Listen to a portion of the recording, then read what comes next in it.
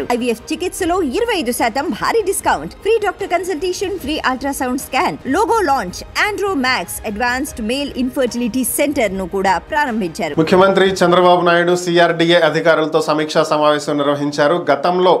అమరావతి ప్రాంతంలో పెట్టుబడులకు చాలా మందికి భూములు కేటాయించామని, ఇప్పటి వరకు కార్యకలాపాలు ఏవి కూడా వారు మొదలు పెట్టలేదని, అయితే అవన్నీ ఒక్కసారి మరలా పునఃసమీక్షించి పెట్టుబడులు పెట్టడానికి ఎవరైతే ఆసక్తిగా ఉంటారో వారికి మాత్రమే భూములు కేటాయించాలని, మిగిలిన వారి దగ్గర నుంచి భూములు వెనక్కి తీసుకుంటానికి కూడా ఆలోచించాలని చెప్పి అధికారులకు ఆదేశించారు. అలాగే కొత్తగా ఎవరైనా సరే అమరావతిలో పెట్టుబడులు పెట్టాలి అనుకుంటే, సంపద సృష్టించాలి అంటే అమరావతిలో పెట్టుబడులు పెట్టాలని, దీనికి సంబంధించి ఇప్పటి వరకు ఏదైతే అమరావతి పరిధి నిర్ణయించామో 8000 కిలోమీటర్లు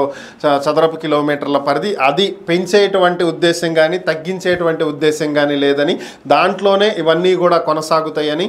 కొత్తగా ఎవరైనా పెట్టుబడులు పెట్టాలి అనుకునే వాళ్ళు ఉంటే, ఇమీడియట్గా స్టార్ట్ చేసే వాళ్ళు ఉంటే అలాంటి వాళ్ళకే భూములు కేటాయిస్తామని, ఏదో భూమి తీసుకుని తర్వాత ఎప్పుడో చూద్దాం అనుకునే వాళ్లకు ఎట్టి పరిస్థితుల్లో అమరావతిలో కానీ ఏపీలో కానీ భూములు కేటాయించమని, ఏపీలో పెట్టుబడులు పెట్టాలి అనుకుంటే ఇమీడియట్గా వర్క్ స్టార్ట్ చేసి ఉద్యోగాలు ఇవ్వాలి అనుకున్న వాళ్ళు ముందుకు రావాలి అని చెప్పి ఆయన స్పష్టం చేయటం జరిగింది. దీంతో పాటుగా అమరావతి ప్రాంతాన్ని అభివృద్ధి చేయటం కోసం కరకట్టని 4 లైన్ల రోడ్లుగా అభివృద్ధి చేస్తామని, అమరావతితో లింక్ చేసి దీన్ని ఏర్పాటు చేస్తామని కూడా ఆయన తెలియజేశారు.